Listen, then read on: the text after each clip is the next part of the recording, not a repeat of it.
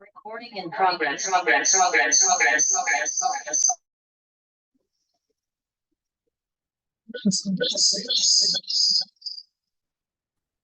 Olá, pessoal. Muito boa tarde a todos. Bom, primeiro me desculpem pelo atraso aqui. Nós tivemos um problema aqui na nossa internet e nós não conseguimos entrar antes. Me desculpa. Rui, que é o nosso intermediador aqui, boa tarde. Eu acredito que a gente possa começar já, Rui? A gente pode sim, só uma pequena observação, Tânia. A gente está ouvindo um eco seu ainda. Não sei se sua voz está saindo de outro lugar. Tá. Dá uma olhadinha aí antes. Enquanto a Tânia está olhando lá, gente, todos sejam muito, muito bem-vindos, tá? Eu vou estar aqui como anfitrião ajudando vocês. Se alguém tiver algum problema, não está escutando o áudio, alguma coisa, não está escutando a Tânia direito, pode falar lá no chat, tá? Que eu também vou dar uma olhadinha aqui. E aí a gente pode testar o seu áudio de novo, Tânia, para ver se está tudo certo agora. Pessoal, vocês me ouvem? Ainda A tem gente um está eco. te ouvindo, tem um pequeno eco, é. Tá. Uhum. Só um Bem minutinho. pequeno. Tá bom.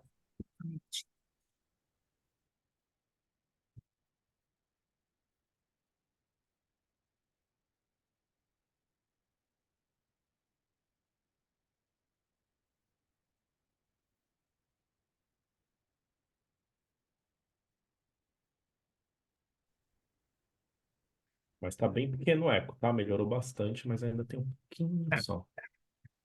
Agora tá melhor? Agora melhorou. Melhorou. Sim. Perfeito. Que nós estávamos, eu e a Isa, né, nossa a principal apresentadora hoje, estávamos no mesmo ambiente, eu acho que isso estava causando um pouquinho desse eco. Bom, pessoal, então, novamente, muito boa tarde a todos. Antes de mais nada, de novo, me desculpem, nós somos sempre muito pontuais, mas tivemos, de fato, um probleminha aqui na internet, uma intercorrência aqui que a gente não esperava. Mas vamos lá, eu vou tentar reparar um pouco desse atraso e vou começar já aqui com vocês. Então, já fazendo uma abertura bem rápida, a gente está fazendo a continuação, né, desse projeto que a gente tem, da Trilha do Conhecimento, onde a gente divide o máximo possível de informações com os nossos clientes, porque o nosso principal objetivo é sempre mantê-los muito bem informados. Hoje, o nosso principal assunto é o mercado de fertilizantes. E como eu tenho feito, né, normalmente no início do ano eu faço uma apresentação macroeconômica completa, mas a cada mês, independente do assunto que vai ser falado, eu sempre abro com o cenário macro das principais atualizações, ou seja, dos principais eventos que são, vamos dizer assim, mais importantes aí para o dia a dia. Porque nós sabemos, né, que esse cenário macroeconômico, ele dá, de uma certa forma, todo o embasamento para o restante do mercado. Então, eu já vou aqui rapidamente fazer a minha apresentação. Só um minutinho, que eu já estou abrindo aqui.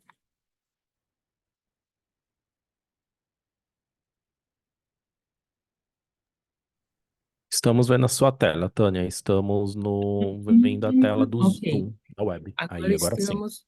Tá, perfeito. Era isso que eu estava buscando. Então, vocês veem bem, né? Sim, estamos todos vendo bem. Perfeito. Então, pessoal, lembrando que esse material, né, essa apresentação vai ser gravada, está sendo gravada e vai ficar disponível para vocês, assim como esse material também. Então, vai estar disponível lá no endereço que nós normalmente disponibilizamos, que é aquele endereço que tem o calendário, inclusive, para as inscrições, tá? Então, só lembrando que tudo que vai ser apresentado aqui é muito com base em números e premissas relacionadas até o dia de hoje, né? Nós sabemos que nós trabalhamos sempre com possíveis eventos que fogem ao nosso controle. É claro que as nossas projeções sempre tentam trazer ao máximo possível do que a gente espera em termos de eventos, mas tem aqueles que nós não conseguimos controlar, como um deles, né, que acabou de acontecer nesse final de semana, que nós já vínhamos, inclusive, monitorando isso desde o ano passado, quando foi deflagrada essa guerra Hamas-Israel, e lá no passado nós já acreditávamos que não teria um impacto É claro que do ponto de vista social, eu sempre costumo dizer que a guerra é péssima, né? Mas como a gente aqui fala também de eventos mais voltados para a parte de negócios, aqui acaba assim, impactando muito o preço de petróleo. Então, desde lá, nós achávamos já que poderia ter uma assim, uma supervalorização e que naquele momento o petróleo não refletiria, né, tanto. E agora a gente está de novo monitorando, enfim, mas eu vou falar um pouco sobre isso aqui. Então, só para deixar bastante contextualizado que o que a gente está prevendo aqui é com base no que a gente tem acompanhado, né, e de futuro o máximo que a gente pode. Então, a gente vai falar sobre o cenário macro bem rapidinho, parte de fertilizantes, agroquímicos e os custos aí, que será, no caso, a Isadora que vai fazer essa apresentação. Bom, pessoal, então, eu gosto de começar com esse slide, onde eu trago aqui as premissas, né, que têm impacto aí para esse cenário do ponto de vista das condicionantes negativas e positivas. Então, do ponto de vista das condicionantes negativas, é, é, é impressionante, né, que nós temos uma preocupação com essa questão da possível deflagração da guerra ou de uma potencialização disso, mas nesse momento, até agora, nós temos visto, né, muitas conversas, né, possíveis acordos, mas ainda a gente não viu uma ação efetiva que nos levasse a mudar, né, até as nossas projeções aí em relação ao preço do petróleo, né? Ah, porém, os juros internacionais, né, o mercado norte-americano tem surpreendido muito mais a todos, inclusive na semana passada, quando os números nos Estados Unidos vieram, inflação veio acima do esperado, mercado de trabalho bastante aquecido ainda, então isso está gerando ainda uma preocupação, e o que o mercado achava que esses juros dos Estados Unidos poderia baixar rapidamente, né, logo no início do ano de 24, isso tem se postergado, porque as autoridades monetárias têm se mostrado bem preocupadas com isso. Então, eu diria, é claro que aqui a gente não consegue medir o grau de importância, mas eu diria que para efeitos de mercado financeiro, que tem impacto, inclusive, para nós aqui, nesse momento tem sido até muito mais essa questão dos juros internacionais, esse impasse de quando isso acontece, a gente vai ver um pouquinho isso, qual o impacto, do que propriamente a guerra. Então, ali está sendo dividido vamos dizer assim, esse protagonismo aí de preocupações com relação ao mercado, né? E já o segundo item aqui, que eu já falei um pouquinho dessa instabilidade geopolítica, que a gente está monitorando muito, porque se a gente vê uma guerra deflagrada mesmo em Irã, aí sim, por ser um grande produtor aí de petróleo, nós podemos ter um impacto disso nos preços do petróleo, mas a gente ainda não está vendo isso de forma tão, assim, tão clara, tá? Mas estamos bem de olho nisso.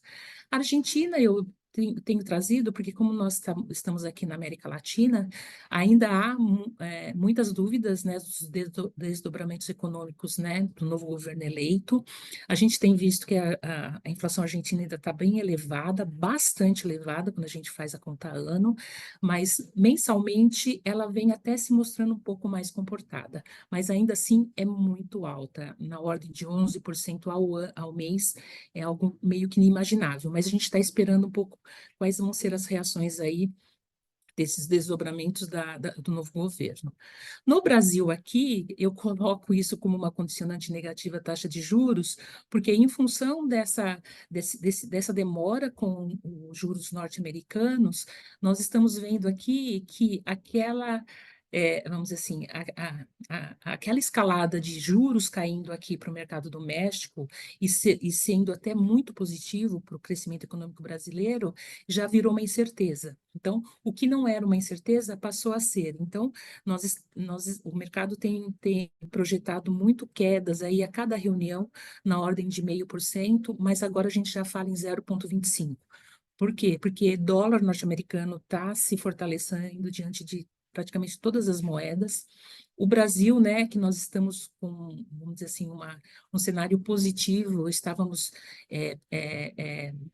projetando câmbio relativamente estável, a gente já está vendo aí um pouco mais de volatilidade que não era esperado. Por quê? Porque ainda esses juros norte-americanos continua sendo um grande protagonista. juros norte-americanos em patamares ainda elevados significa dizer que vira, na verdade, assim, bastante atrativo o investidor ficar dentro de uma economia que ele considera risco zero. Mesmo os juros brasileiros estando bem acima do norte-americano, mas, na dúvida, esses juros, aliás, o mercado norte-americano ainda continua sendo considerado risco zero. Então, você tende a ter, talvez, um incentivo maior em investir lá nos títulos norte-americanos do que Brasil. Enfim, então, por isso que a gente acha que a taxa de juros vai começar, vai continuar numa queda, mas uma queda talvez mais gradual do que a gente previa no começo do ano.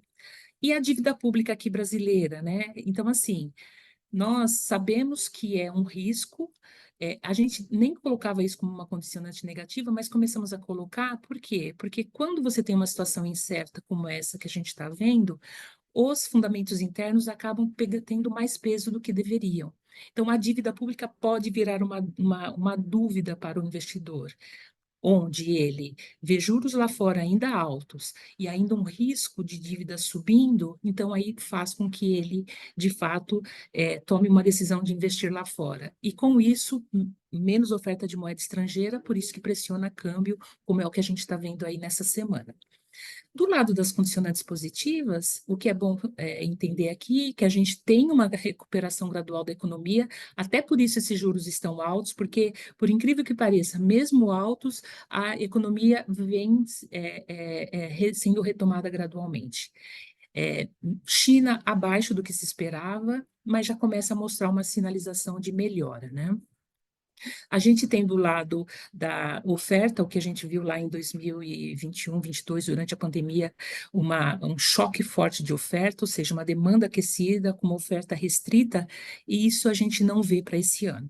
Tá? Então, ou seja, essa é uma notícia boa, porque mesmo que a gente tenha uma recuperação gradual aqui da demanda, mas com oferta ok, você tende a ter um espaço de reposição de preços, de commodities, que é o que a gente está vendo, inclusive, mas nada parecido com o que a gente viu ao longo da pandemia, porque do lado da oferta as coisas estão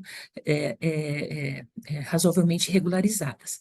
Então, com isso, eu já falei um pouquinho sobre os preços das commodities, inflação. Então, mesmo com esse cenário ainda causando essas dúvidas, a gente ainda vê um cenário de preços de commodities, né, e inflação mais estáveis. Mas lembrando que há um espaço para reposição de preços. Aliás, a gente vem falando isso desde o final do ano passado e começo desse ano. Por que isso? Porque no final, entre 22 e 23, a gente viu preços caindo muito. Então, agora a gente já está vendo um espaço de aumento desses preços, mas nada parecido com o que a gente viu ao longo da pandemia. E por último aqui, a taxa de câmbio, pelo fato de, assim, da gente estar vivendo esse momento de volatilidade, nós estamos vendo, sim, uma pressão do câmbio, mas ainda assim, nós acreditamos que talvez esse período volátil, ele tenha um tempo, porque do ponto de vista, do fundamento econômico brasileiro, o Brasil ainda continua sendo um bom lugar de investimento. Então, continua recebendo, investimentos estrangeiros, mas talvez reduza um pouco até que se tenha a certeza de quando esses juros norte-americanos caem. Então, por isso que a gente está vendo a moeda subindo, nós estamos aqui cautelosos com relação a isso, mas já revisamos também a nossa projeção um pouquinho para cima, mas a gente não está vendo aí, pelo menos nesse curto prazo, né, um descolamento muito grande. Então, uma taxa aí relativamente se desvalorizando, mas com fundamentos econômicos internos dando condição da gente voltar para um patamar razoável e nada fora do controle lá, passando de 5, desculpa, passando de 5,50, nós não projetamos isso, tá? Então, com isso aqui, dado que eu já falei, esse é um indicador de confiança, né, que nós sempre mostramos, que é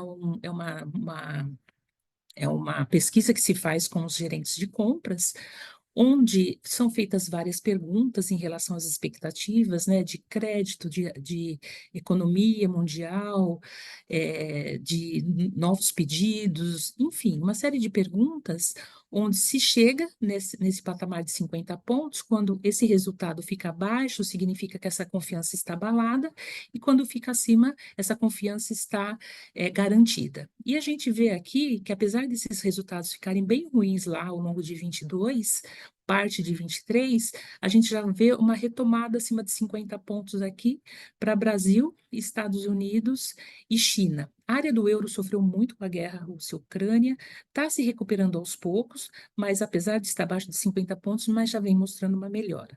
O que a gente viu aqui foi uma quedazinha agora em março aqui nos Estados Unidos e Brasil, muito em função ainda dessa preocupação com os juros, desculpa, com a inflação norte-americana e, consequentemente, juros ainda elevados. Então, isso acaba sempre mexendo um pouco com o humor do investidor brasileiro, ou do empresário brasileiro, ou mesmo do gerente de compra, e então isso a gente viu refletindo, mas ainda assim está acima dos 50 pontos, significa dizer que essa confiança está estabelecida.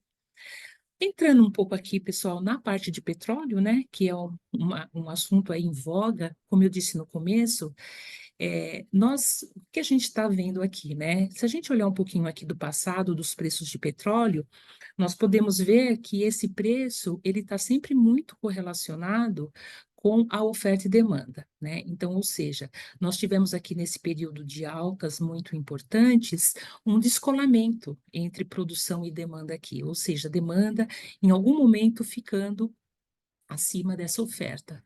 Agora a gente vê isso já se equilibrando, quando a gente, principalmente após a pandemia, né? Então, isso teve um equilíbrio, a gente viu o preço do petróleo caindo.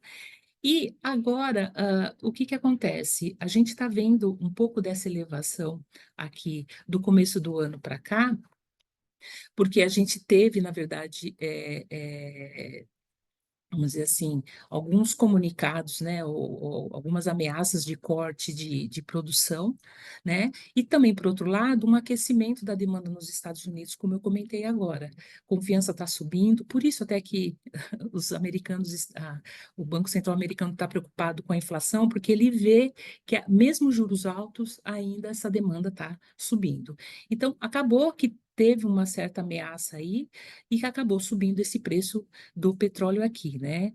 Então, por outro lado, a boa notícia é que nós temos hoje não uma dependência total do Oriente Médio, nós temos outros países aqui, Estados Unidos, Canadá, inclusive Brasil, é, é, também, de uma certa forma, mantendo essa oferta, né, do barril do petróleo aqui.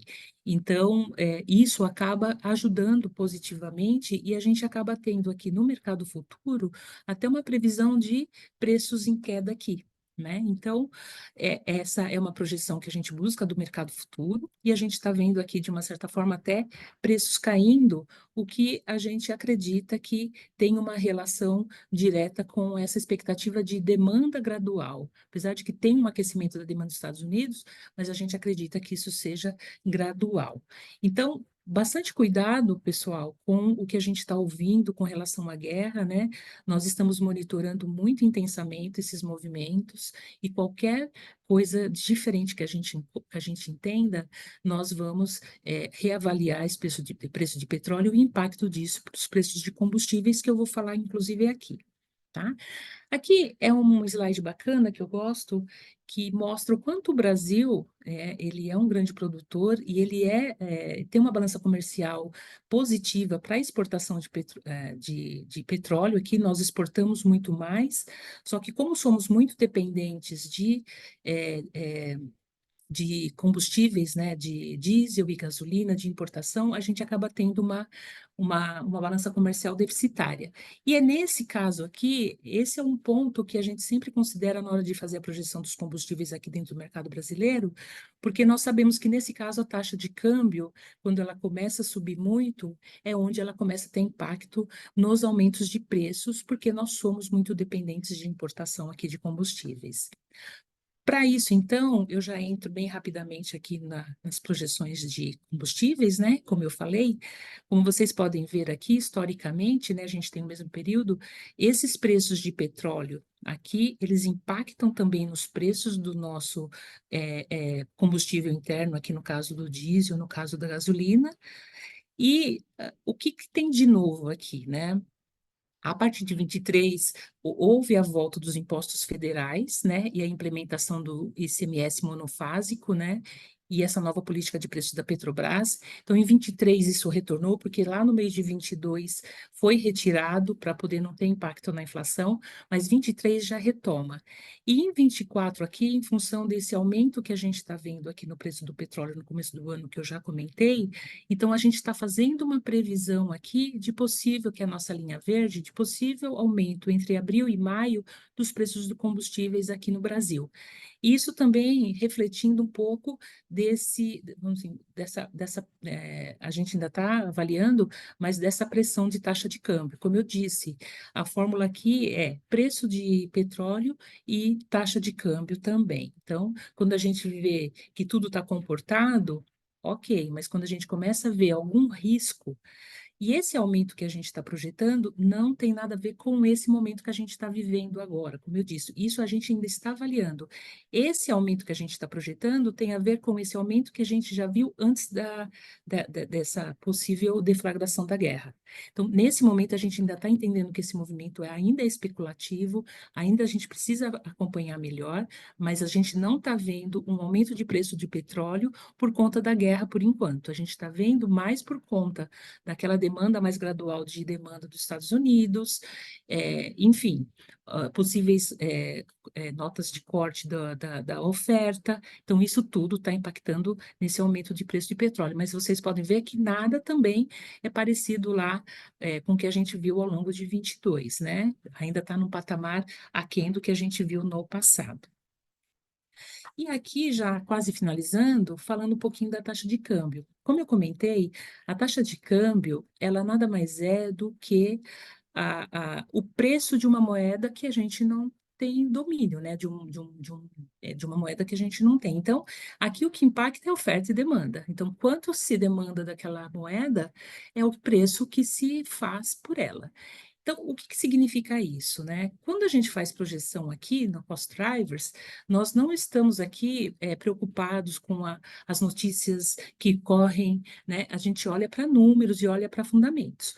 Os fundamentos aqui, até então, tem vários indicadores que a gente olha, mas eu gosto muito de trazer esse de volume líquido de moeda estrangeira. E a gente viu, desde outubro do ano passado, né? Pegando um período mais curto aqui, a gente teve isso aqui também, mas pegando um período mais curto, nós tivemos uma melhora muito grande do volume líquido de investimentos, né, de moeda estrangeira. Por quê? Porque, como eu disse, o Brasil é muito atrativo financeiramente, né? É um país atrativo, com taxa de juros alta, então a gente viu entrando muito capital para não só para o mercado de capitais, que é aquele mais especulativo, mas também de investimentos na atividade econômica. Então, quando a gente vê esse número positivo, a gente vê um reflexo disso na moeda se estabilizando. Então, tanto que a gente vê a moeda caindo de 5,65 aqui em 21, né? Quando nós tínhamos aqui o dólar, né, esse volume negativo, a gente vê essa moeda caindo, respondendo a esse movimento de volume líquido positivo, e com isso, esse movimento se repete aqui. Por isso que nós estamos bastante confiantes de que essa moeda tem fundamentos internos que a sustente. No entanto, agora a gente vive esse impasse do juro norte-americano. Então, pessoal, se eu puder dar uma dica aqui, fiquem de olho nessas notícias. A gente aqui está acompanhando e vai sempre reportar isso para vocês, mas fiquem de olho, né? Porque já que moeda, taxa de câmbio para nós na área de compras é muito importante. Fique de olho, porque esse assunto, taxa de juros. Estados Unidos virou protagonista desse mercado. Tanto que vocês podem ver que grande parte das moedas se desvalorizou, ou seja, o dólar está muito forte porque está com essa política de juros ainda elevados para uma economia norte-americana. tá? Então, por isso que a gente está vendo esse movimento aqui de dólar subindo, mas ainda assim, tanto que a gente mudou a nossa projeção de 4,85 para 4,94 na semana passada, mas ainda assim, nós não estamos vendo um ambiente que mande a gente para uma taxa aqui na casa dos 5,60. Tá bom? A gente acredita que esse movimento, nesse momento, ele tende a retornar um pouco mais. Bom, aqui, pessoal, só já finalizando a parte de inflação, a gente viu ano passado, né, 22 para 23, os índices de commodities, esse CBR, Índice de Commodities Brasil, ele caindo muito, na ordem de 12%, né? E como eu disse, para 24, a gente já está vendo um movimento desse índice subindo um pouco mais. A gente está vendo um espaço para reposição por conta dessa demanda gradual da economia se recuperando. Então, por isso que a gente vê aqui uma possível reposição desses preços. E com isso, quando a gente fala de commodities, a gente vê que tem um impacto para os nossos índices de preços internos, o preços ao produtor e o IGPM aqui. Por isso que a gente está projetando aqui para 2024, no caso do índice de preços ao produtor do IBGE, aqui ainda que seja negativo, mas já está um número negativo menor do que a gente viu em 23, e para o IGPM até uma subidinha aqui de 2,2%, porque aqui dentro tem também preço de construção civil e tem preços ao consumidor, que é um indicador que está ainda sofrendo um pouco de pressão por conta da pressão que o produtor sofreu lá em 21 e até meados de 22, tá? Então, ele está respondendo, esse preço ao consumidor está respondendo a isso, mas também está indo para o centro da meta, ou seja, tudo razoavelmente mais comportado do que a gente viu ao longo da pandemia. Então, a gente tem uma projeção de preços ao produtor aqui na ordem, para 24 ali, na ordem, o IGPM na ordem de 2,2%, subindo um pouco mais em 25, e os preços ao consumidor um pouco acima, né, do que a gente viu ao produtor, mas também indo para uma estabilidade, né, que está dentro aí da meta do governo em torno de 4 a 4,5%. Bom, então, finalizando, pessoal, o que a gente enxerga aqui? Qual o foco de atenção para vocês, né? Para 24, um ritmo de crescimento ainda moderado, apesar de que já está crescendo de forma gradual, mas ele é ainda moderado. Tem uma forte sinalização dessa redução dos Estados Unidos e Europa, principalmente, e vai melhorar o ritmo do crescimento, mas ainda a gente vê que esse ritmo de crescimento tende a melhorar a partir de 25 de forma mais acentuada, né? Por enquanto, apesar da demanda estar aquecida, mas ainda vai ser gradual. Os preços de commodities, então, é o que a gente fala aqui, que há uma interrupção lá do ciclo de queda que a gente viu ano passado, né? O cenário 24 é favorável para essa recuperação de preços, mas num ritmo moderado, nada parecido com pandemia. E na conclusão aqui, a gente mostra que o Brasil ele tem indicadores que sinaliza para uma melhora dessa demanda, né? Não só mundial, como aqui no Brasil, e que dá de fato, essa condição de recuperação de preços. E com isso, você requer, então, uma atenção bastante grande nessas negociações e uma escolha correta de índices de preços, tá, pessoal? Então, bastante cuidado na hora da negociação de vocês, porque existem várias formas da gente negociar bem uma determinada categoria, considerando principalmente o cost breakdown, as paramétricas dela, que muitas vezes representa muito melhor do que adotar um indicador de inflação, seja ele de produtor ou de consumidor. Bom, as perguntas a gente pode deixar para o final para ganhar tempo aqui, pessoal. E agora, aqui são números, né, de projeções. Vocês vão receber esse material, depois vocês podem olhar, mas basicamente reflete tudo o que eu disse aqui, né? Inflação aqui na ordem de 0,4 para as commodities, IPP e GPM aqui, né? Como eu disse, para 24, desculpa, aqui na ordem ali de entre menos 0,1 e 2,2%. O IPCA na ordem de 3,8%, a taxa de juros ainda tende a cair um pouquinho, e taxa de câmbio aqui na ordem de 4,94, né? Nós revisamos essa projeção. E agora eu vou deixar por conta da Isa para falar sobre a parte de fertilizantes. Fica à vontade, Isa. Obrigada, Tânia. Boa noite a todas e a todos. Sou Isadora, da equipe da Tânia, economista responsável pelas pautas agropecuárias aqui na GP Costribers. Vou compartilhar aqui minha tela com o material que a gente vai utilizar para a nossa apresentação de hoje.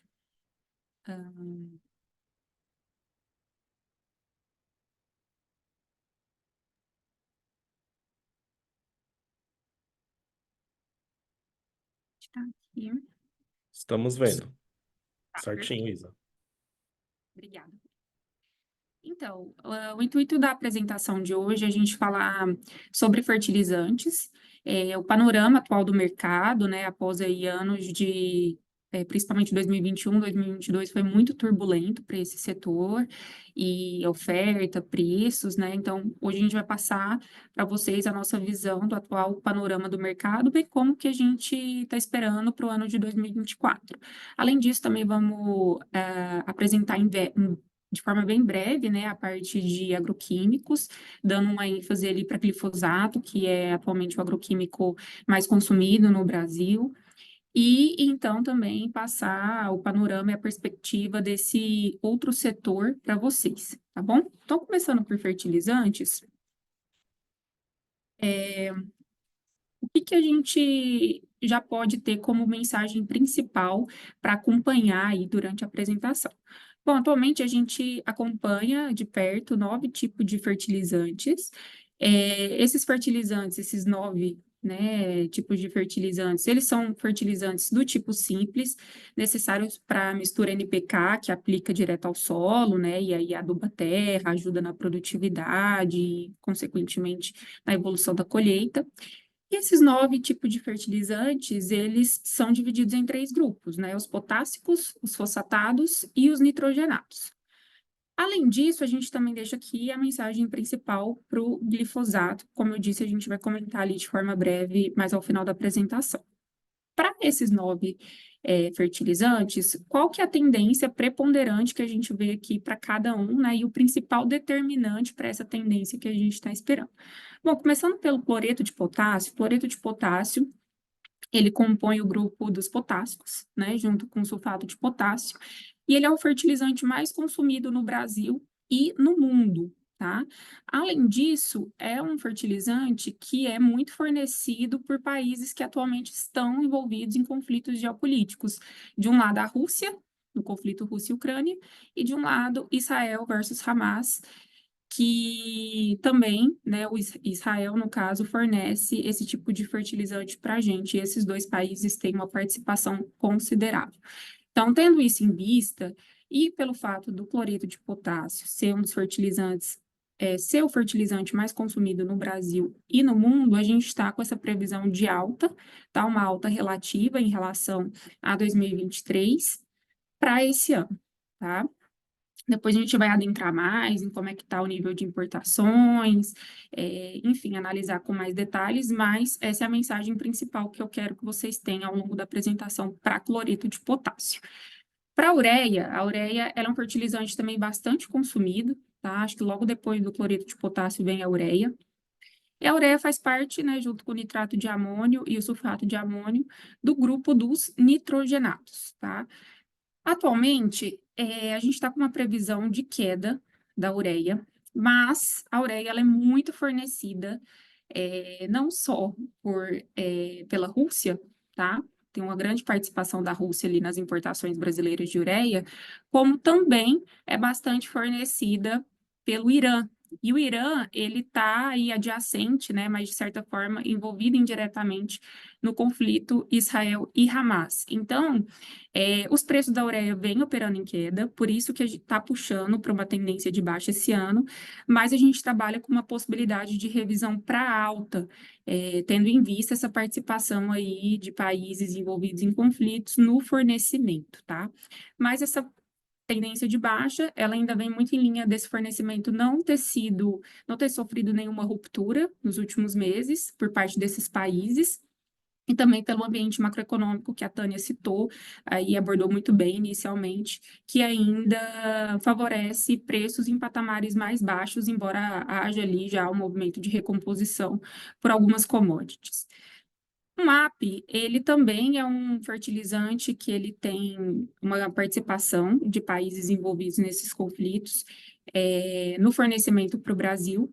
Então, atualmente ele está numa situação de preço, né, para 2024, muito similar à da ureia, ou seja, os preços estão operando em baixa, está acompanhando um ambiente macroeconômico de juros altos ainda, mas por ter participação de países envolvidos em conflitos no fornecimento para o Brasil, a gente trabalha com possibilidade de revisão para alta esse ano. Logo depois a gente vem com sulfato de amônio. O sulfato de amônio faz parte do grupo dos nitrogenados, junto com a ureia. Os preços do sulfato de amônio tão bacana, tão bom para quem negocia preço, e tão embaixo, e a gente espera que siga essa tendência aí no decorrer do ano, principalmente porque o fornecimento da China, né, que é o principal fornecedor desse produto para o Brasil, está muito bom, está muito interessante. O SSP, ele faz parte do grupo dos fosfatados, junto com o MAP, tá? TSP também faz parte dos fosfatados, e o DAP, que a gente vai falar daqui a pouco.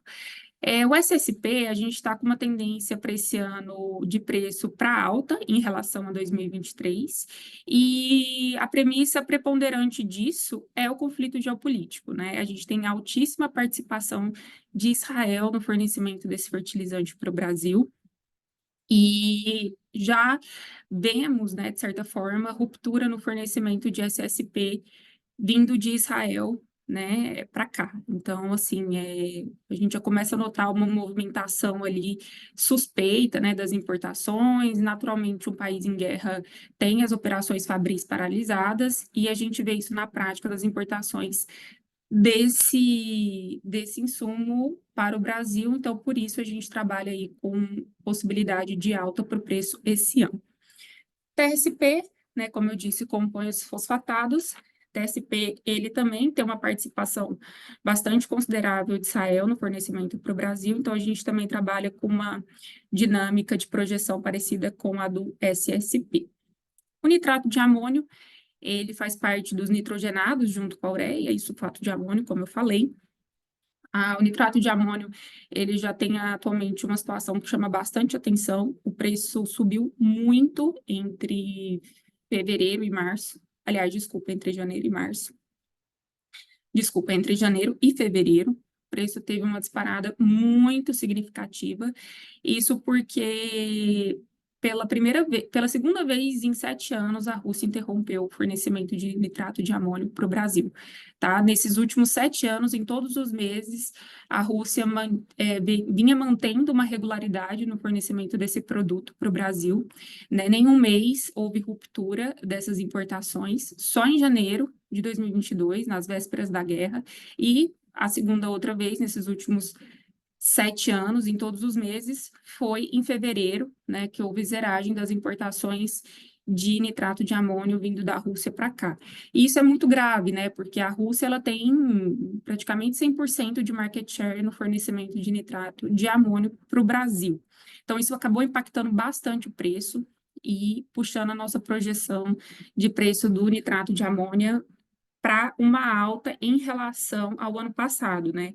Até acontecer essa ruptura das importações brasileiras de fertilizantes de nitrato de amônio vindo da Rússia, até então a gente estava até com uma perspectiva de queda, estabilidade do preço do nitrato de amônio, mas com esse distúrbio aí no mercado em fevereiro, a projeção acabou revisando para cima, tá?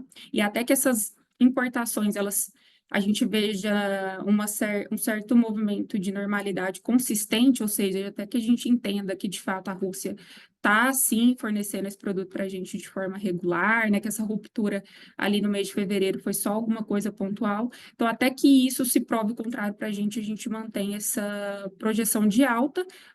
E se a gente começar a verificar que está normalizando esse fornecimento, a gente pode rever para uma baixa em linha aí com o ambiente macroeconômico, tá bom? O DAP e o sulfato de potássio, atualmente, eles não estão com problemas de fornecimento, eles não têm grande participação desses países envolvidos em conflitos no fornecimento para o Brasil, então o preço desses insumos, naturalmente, vai acompanhar aí o ambiente macroeconômico, tá bom? O glifosato segue também uma tendência bastante similar, né, visto aí que, apesar de que pertence a um outro setor, que é o de agroquímicos, interage bastante com o setor de fertilizantes. Então, a gente vai ver também que os principais fornecedores de matéria-prima para fazer glifosato no Brasil é China e Estados Unidos, então, de certa forma, também a gente está livre aí da exposição a riscos geopolíticos, e o fornecimento também está normalizado, não tem nenhum indicativo de ruptura aí no fornecimento, então a gente também trabalha com uma perspectiva de preço relativamente, né, desacelerando em relação ao ano passado. Aqui, para começar a parte de fertilizantes, a gente abre com esse resumo aqui, né, da cadeia produtiva, de forma bem resumida mesmo, expondo, né, as matérias-primas básicas e intermediárias para a fabricação desses fertilizantes do tipo simples, que a gente apresentou agora inicialmente, né? E por que que é importante ver isso, né? É importante ver isso para já validar, né, possíveis e mapear riscos de reajustes de preço, possibilidades de vir, né, de outro produto, alguma alteração do preço final ali do fertilizante do tipo simples que esteja comprando. Então, é bastante importante ter isso em mente para poder fazer esse mapeamento da maneira correta. Além disso, eu trago a análise de correlação aqui embaixo, que mostra a interação numérica, né, desses indicadores de matérias-primas intermediárias e básicas, o preço dessas matérias-primas básicas e intermediárias necessárias para fabricar fertilizantes, né, o nível de correlação desses preços com os preços dos fertilizantes. Acho que antes da gente entrar aqui nessa abordagem, só gostaria de destacar que a gente tem essa disponibilidade de análise na plataforma Cost Drivers, é uma funcionalidade que os nossos clientes podem acessar ali de forma super rápida e super eficiente, para justamente validar se há relação entre o preço de uma matéria-prima e outra, porque muitas vezes o fornecedor ele pede reajuste justificando com base em reajustes de outros produtos, e muitas vezes é necessário validar se aquilo de fato tem relação, né? Se a pessoa não tem ideia ali da cadeia, essa análise de correlação ajuda muito, de forma muito eficiente, mostrando para você que se os preços eles realmente têm uma sinergia, eles têm uma interação ali que mostra de fato que o fornecedor está falando faz sentido, ou se é ao contrário, né? E aqui no caso, a gente tem esse mapeamento, né, bem resumido da cadeia produtiva de fertilizantes, e logo abaixo, por meio dessa análise de correlação, a gente vê que de fato faz todo sentido, né? Quando a gente pega os preços desses produtos versus os preços dos fertilizantes do tipo simples, no período ali entre 2018 e até o último dado realizado de março de 2024, a gente vê que exibe um grau de relação altíssimo, né?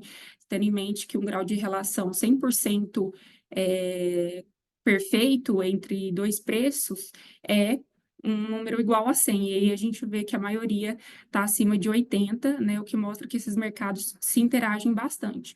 E não só esses, né, outros custos muito importantes nesse contexto de conflito geopolítico, né, que no caso é o próprio custo, né, com advindos das variações de preço do Brent, no caso diesel, né, e também das condições logísticas, né, visto que a gente importa muito fertilizantes, a gente vai adentrar nisso com mais detalhe, né, mas os custos com logística, né, fretes marítimos, também têm um alto grau de relação e podem vir aí, então, a impactar os preços desse produto, tendo em vista principalmente o que a Tânia abordou, né, principalmente aí para a parte de Brent, né, do barril de petróleo. Então, a gente vê aqui que tem uma alta interação com esses preços e, portanto, faz muito sentido acompanhar esses indicadores para, então, conjecturar ali possíveis aumentos de preços nesses fertilizantes do tipo simples, tá? Então, a gente vai destacar esses fertilizantes do tipo simples aqui nas nossas próximas análises. E antes da gente fazer isso, eu abro com essa visão da estrutura de oferta doméstica desse setor, né, de fertilizantes no Brasil. Como é que se configura isso, né? Tudo bem, eu falei ali no início, né, que a nossa principal premissa para aumento, enfim, de preço era fornecimento externo, mas como é que é de fato, né, isso na prática? A gente não produz, né, a gente não pode compensar esse fornecimento externo com a nossa produção nacional. E aí o que a gente vê aqui nesse gráfico, primeiro gráfico aqui de linhas, é basicamente a visão de como é que se desdobra a oferta doméstica de fertilizantes ao longo do tempo. A gente vê que ali, no início dos anos 2000, a produção e a importação, né, que é essa linha azul, elas tinham níveis bastante parecidos para atender o mercado doméstico, tá? Com o passar do tempo, esses níveis de produção e de importação, eles foram se distanciando muito, né, com a importação tomando uma trajetória crescente bastante distante da produção nacional, de forma que hoje a nossa produção nacional é o mesmo nível daquela que a gente tinha no início dos anos 2000, enquanto a importação ela disparou ao longo do tempo. E por que que isso aconteceu de fato na prática, né? Com o passar das décadas aí dos anos 2000, a gente começou a ter uma demanda muito crescente do setor agrícola, né, por insumos agrícolas, no caso fertilizantes, nossa produção de grãos aumentou muito, né, de cana, enfim, muitas commodities agrícolas passaram a requerer bastante altos volumes de produção, então isso empurrou bastante a demanda brasileira por fertilizantes, de forma que a produção nacional foi não conseguindo atender essa demanda crescente, e aí foi se precisando recorrer cada vez mais às importações, ao fornecimento externo, tá? E por que que a gente não conseguiu acompanhar essa demanda crescente do setor agrícola, né? Bom, a produção de fertilizantes, ela requer, né, de fato, ali algumas licenças ambientais para poder fazer a extração, né, correta das matérias-primas na natureza. E no Brasil tem muitos marcos legais que impedem essa extração. Tá? Além disso, requer um nível de avanço tecnológico, enfim, de estudo geológico bastante avançados, que o setor no Brasil acabou não se desenvolvendo. Então, assim, juntaram vários fatores que foi, entre aspas, desincentivando a produção nacional a acompanhar essa demanda crescente do setor agrícola, de forma que ela foi compensada a partir das importações. Então, essa configuração que a gente tem do suprimento interno, tá? E aí, o que que a gente vê atualmente para a produção nacional e importações? Como é que está as condições para isso atender, né, a demanda esse ano, os mercados? O que que os últimos resultados aí que a gente tem até janeiro desse ano mostram para a gente? Bom, primeiro, quando a gente pega o comparativo entre 2023 e 2022, a gente vê que a produção nacional já apresentou uma queda muito forte ano passado em relação a 2023, embora as importações e as vendas ao mercado, né, elas tenham apresentado uma performance bacana, né? Enfim, o suprimento interno foi atendido.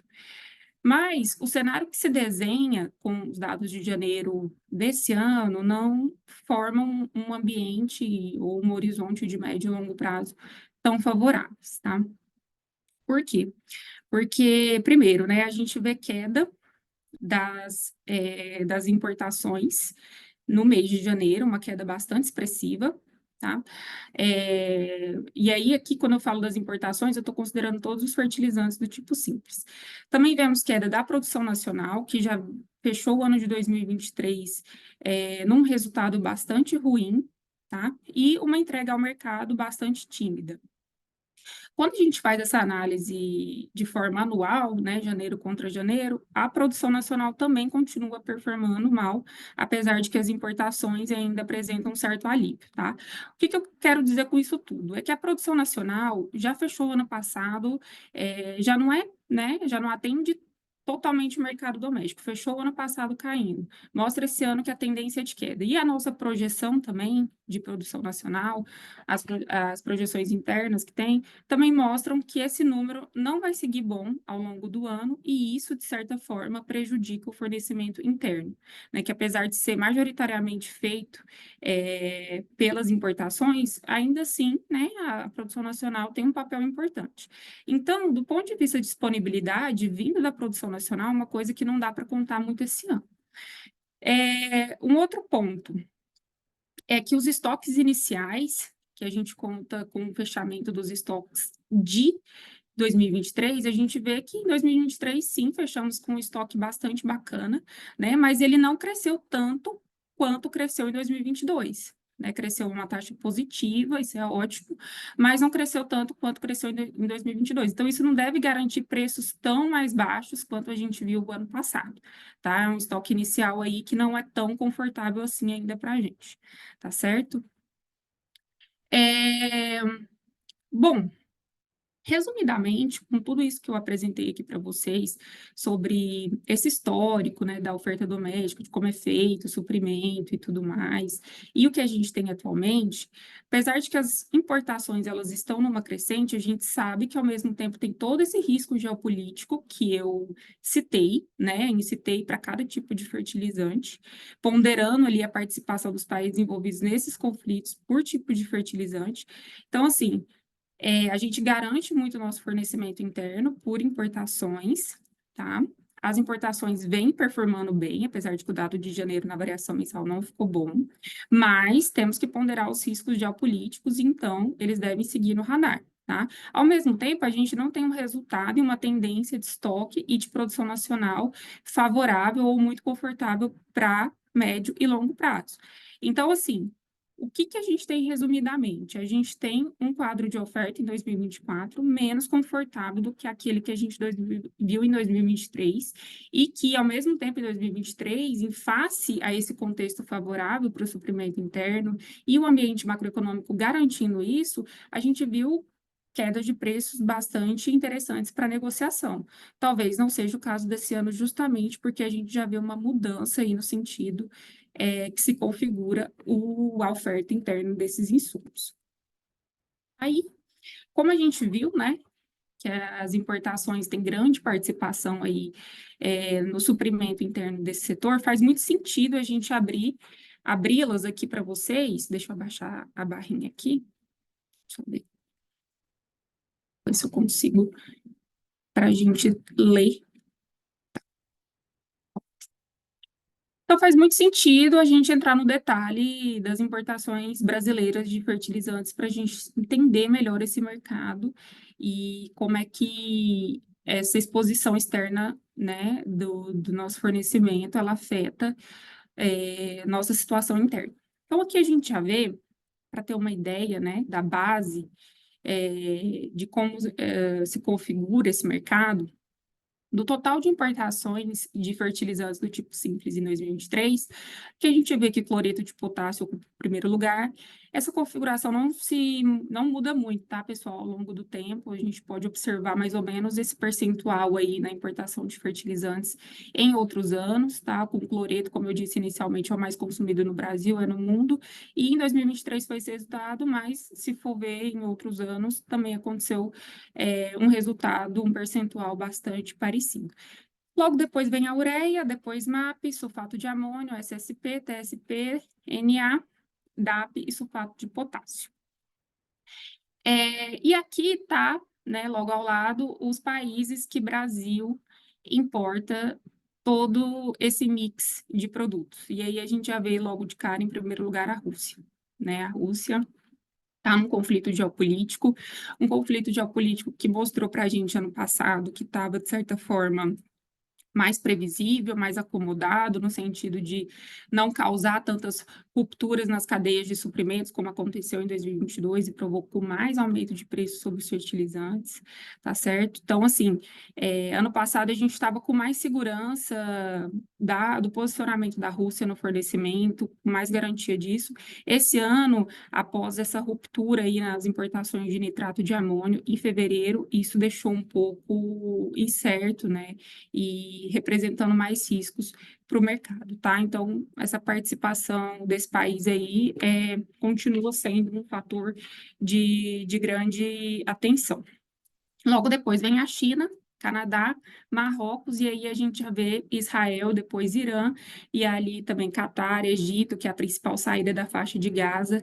Então, assim, é um percentual bastante relevante desses outros países ali do Oriente Médio, e que também representa uma configuração de fornecimento externo bastante volátil e com potenciais riscos, né, de aumento de preço internamente. Tá? Na prática, a gente tem visto que isso tem umas nuances, né? Alguns preços continuam em queda, enfim, mas alguns outros produtos a gente já vê uma movimentação nas importações, mas estruturalmente isso não é benéfico, tá? Essa é a mensagem que eu quero passar. Além disso, né, esses outros países envolvidos nesses conflitos, eles não afetam só diretamente o setor de fertilizantes, mas afeta outros itens que são de outros setores e que repassam, né, seus efeitos para as cadeias, no caso, por exemplo, o petróleo, né, frete marítimo, atinge taxa de câmbio, como a gente importa, eles também pode representar custo, né, em reais, enfim. Vou passar aqui para o próximo. Aí aqui, de fato, eu abro com, com a evolução das importações, tá? De cada tipo de fertilizante, e abrindo essas importações com a participação daquele país que tem uma grande participação no fornecimento e que esteja envolvido no conflito geopolítico, tá? Essa visão que eu trago para vocês é de como está o fornecimento na base year to date, ou seja, o quanto a gente acumulou de importação de fertilizante esse ano, no total, e vinda desses países, versus o do ano passado. Será que isso já mostra, né, algum problema, alguma coisa? Enfim, eu já adiantei para vocês que sim, né? Então, aqui, lendo o caso do cloreto de potássio, o cloreto de potássio ele é muito interessante porque, como eu disse, né, ele é o fertilizante mais consumido no Brasil e no mundo. Então, a gente já olha logo de cara e fala, putz, tem a participação da Rússia e o Uzbequistão, que também, né, tem alta interação ali com a Rússia na guerra, vai ficar complicado o fornecimento, né? Bom, não tão simples assim. Em 2022, a expectativa também era essa, mas assim como em 2022, esse ano também está acontecendo, um movimento que a gente lê como uma espécie de corrida aos estoques, né? Os compradores aí com bastante receio de ficar sem a mercadoria, então importando aí, se antecipando no planejamento para o suprimento desse produto, tá? E aí a gente vê a Rússia com grande participação nesse fornecimento e a gente vê que na base do year to date, né, ou seja, janeiro desse ano a março, contra janeiro a março do ano passado, a gente vê até um aumento desse fornecimento, né? Então, a gente lê como essa busca aí dos compradores, das áreas de compra, para garantir o suprimento desse produto, já que ele é o mais consumido no Brasil. Israel também, né? A gente vê um percentual aí, um aumento relativo em relação ao ano passado, e o total, ok. Então, quer dizer, garantir o fornecimento está, ok? Em relação a esse produto.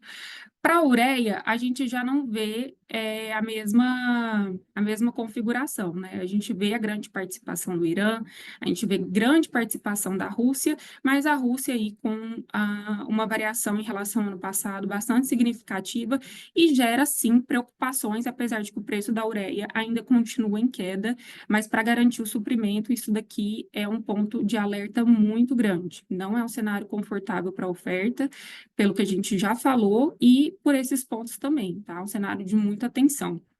Só que a ureia, ela tem um ponto interessante, porque a gente vê que, diferentemente do cloreto de potássio, o fornecimento de ureia, ele é mais garantido por outras nações, por outros países, né? A gente tem uma certa concorrência maior aí no mercado internacional. Então, uma vez que haja ruptura no fornecimento do Irã ou da Rússia, a gente tem mais alternativas aí para garantir essas importações. Isso faz até com que o preço não tenha reagido tanto quanto poderia ter reagido com essa ruptura aí do fornecimento da Rússia em relação ao ano passado.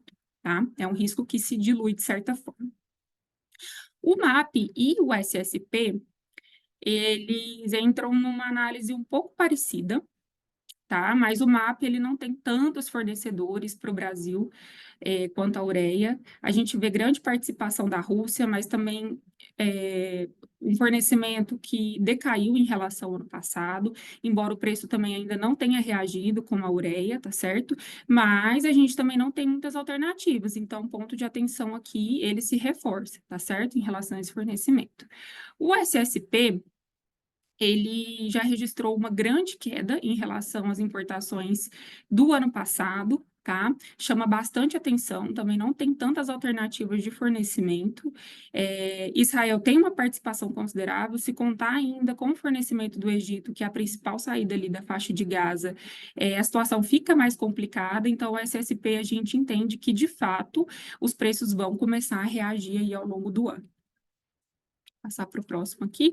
Para o próximo, a gente abre para produtos que também têm participações aí relevantes de outros países, como é o caso do TSP, né, que registrou uma queda das importações em relação ao ano passado, mas que a gente ainda não viu o fornecimento de Israel esse ano, mas também não viu no mesmo período o fornecimento de Israel ano passado, então não dá para comparar esse ano com o ano passado para perceber se houve uma ruptura aí por parte de Israel no fornecimento desse produto, tá certo?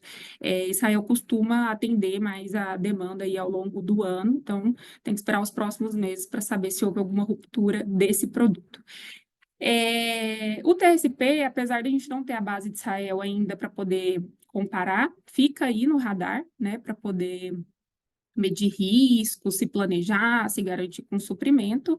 E, além disso, mesmo que a gente ainda não tenha a influência de Israel esse ano e nem ano passado para comparar, a gente já vê uma queda aí das importações em relação ao ano passado, também é um outro fator de atenção. A Rússia, né, aí a gente vê inegável o market share dela, o fornecimento dela para o Brasil de nitrato de amônio. Uma queda bastante expressiva, como eu disse, né? Em fevereiro, pontualmente, houve uma queda, foi uma zeragem das importações de nitrato de amônio vindo da Rússia, preocupou bastante, o preço subiu muito. Então, por esse fator, é um insumo que chama bastante atenção. Ao mesmo tempo, o que a gente pode ponderar aqui? Que o nitrato de amônio não é um dos fertilizantes mais consumidos no Brasil, né? Naquele gráfico inicial, onde a gente vê ali o percentual das importações brasileiras de fertilizantes em 2023, a gente vê que está ali, né, na liderança, o cloreto de potássio, a ureia, o MAP, né, outros fertilizantes mais consumidos. Então, assim, é importante a gente monitorar essa situação da Rússia para o fornecimento de nitrato de amônio, mas seria muito pior se fosse esse movimento com cloreto de potássio, por exemplo, né? O mercado sofreria muito mais. Sulfato de amônio ainda está legal, né? O suprimento está ok, está indo bem, a gente está com preços em queda, não tem que se preocupar em relação a isso, DAP também, e sulfato de potássio também, tá? Agora, só para a gente ter em mente aqui, antes da gente adentrar em outros detalhes em relação à negociação de preço para fertilizante, estratégias, né, que podem ajudar vocês, a gente passa por esse quadro aqui, onde a gente vê a configuração no comércio internacional do fornecimento de fertilizantes, ou seja, aqueles países que mais exportam o produto, tá? E fazendo esse balanço, né, por produto, tá certo? E também caracterizando se aquele fornecimento do produto, ele tem poucos países no fornecimento, ou seja, uma oferta muito concentrada, um fornecimento muito concentrado, e se ele se depara com muitos países comprando, ou seja, uma demanda muito pulverizada, né? Seria o caso extremo do desequilíbrio aí do setor da negociação de compras, né? Você ter poucos países fornecendo e muitos países demandantes, tá? Então, é o caso extremo, mas a gente pode ver que pode acontecer, né, de serem muitos países fornecendo o produto e muitos países também demandando, né? Que é o caso da ureia, por exemplo. E aí a gente vê um mercado mais balanceado. Mas o que eu quero trazer aqui, principalmente? tá? Antes da gente adentrar nessa leitura e eu falar para vocês o que de fato eu quero passar com ela, tá? Acho que antes da gente adentrar nisso, é importante a gente ver no geral, né, quando a gente olha aí para todos os países que compram fertilizantes e todos que exportam, a gente vê já um certo desequilíbrio no mercado internacional, né? A gente vê que o mercado ele é muito mais pulverizado para o lado das compras dos importadores, tá? A gente tem muitos países aí negociando, ao passo de que os exportadores, os fornecedores, eles estão mais concentrados ali no Canadá, na Rússia, na China, tá? Então já é um mercado um pouco mais assim difícil de se negociar devido a esse relativo desequilíbrio, tá? Primeiro ponto é isso.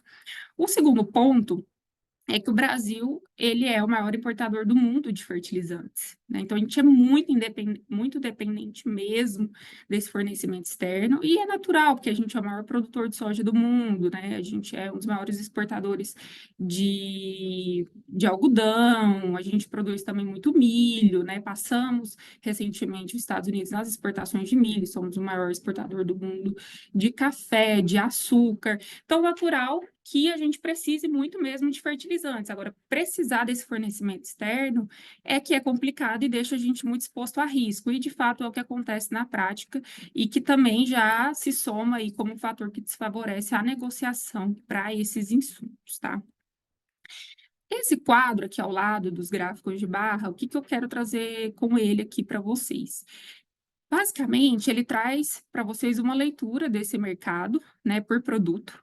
Então, por exemplo, cloreto de potássio. Cloreto de potássio, quando a gente abre a balança comercial deles, a gente vê que tem poucos países fornecendo, ali muito na mão dos Estados Unidos e do Canadá, ao passo de que a gente tem mais países demandando. Então, tem ali várias áreas de compras de vários países demandando, e aí já é um pouco mais difícil de negociar, né? O Brasil pode ter como alternativas de fornecimento, a gente viu ali quem são nossos principais fornecedores de cloreto de potássio, viu a grande participação da Rússia e etc.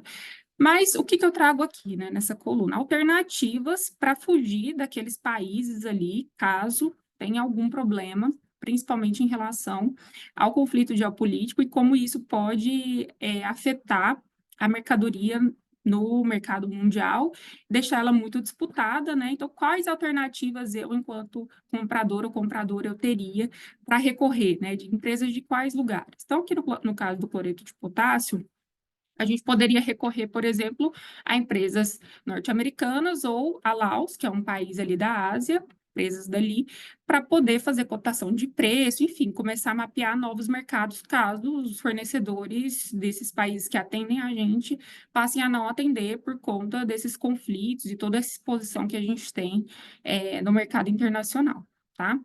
Mesma coisa a gente tem para os outros produtos.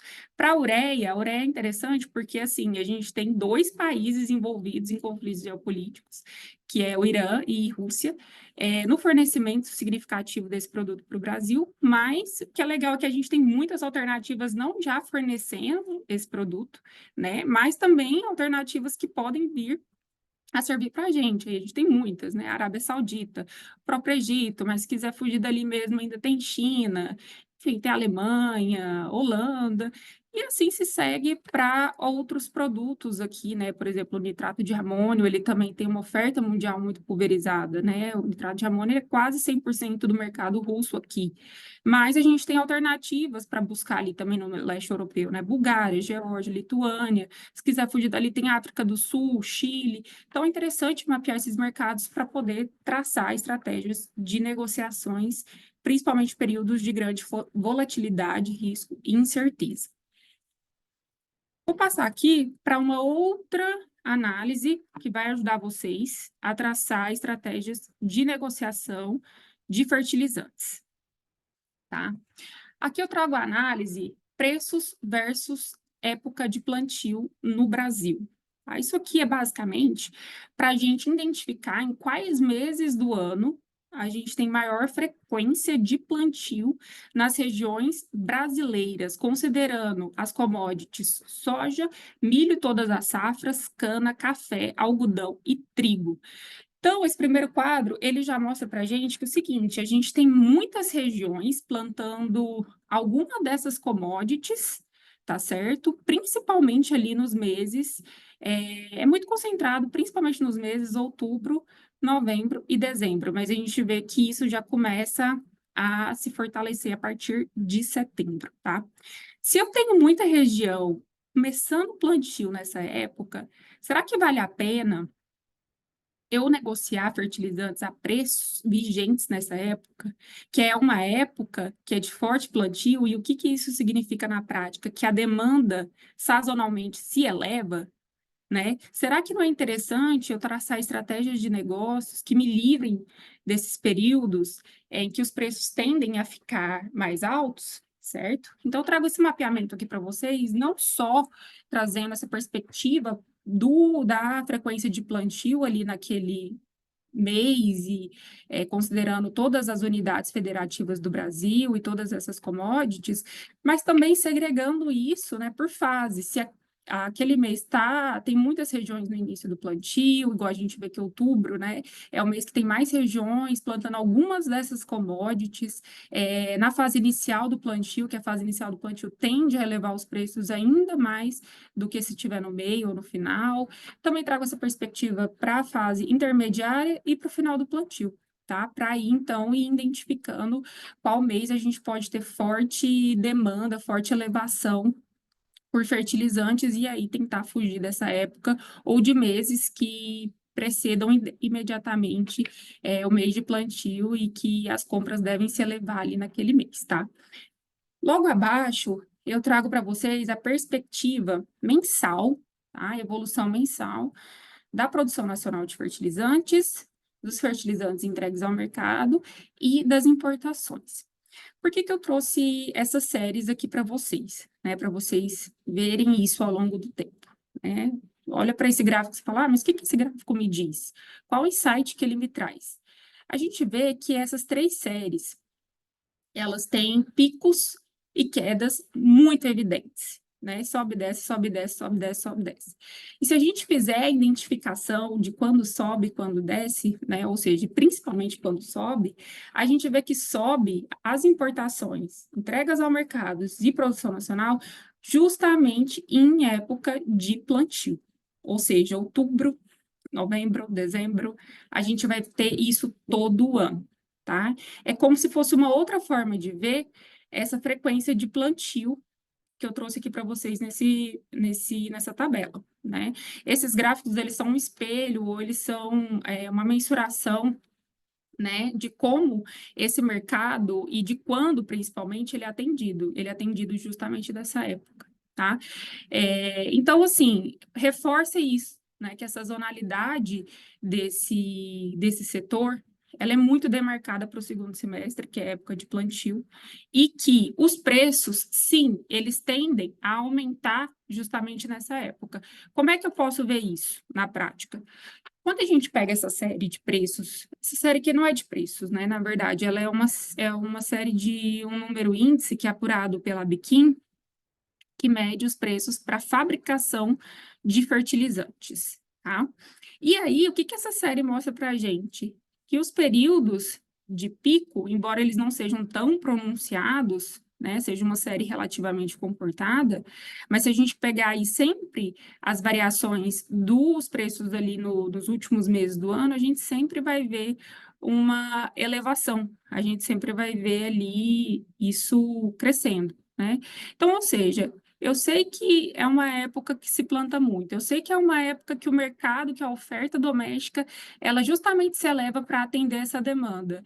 E aí eu vejo que o preço sempre se eleva, né? Os preços para esses produtos, eles sempre se elevam também nesse período. Será que não faz sentido eu fugir desse período de pico? É essa ideia que eu quero passar para vocês, certo? Uma outra estratégia para deixar as negociações mais otimizadas.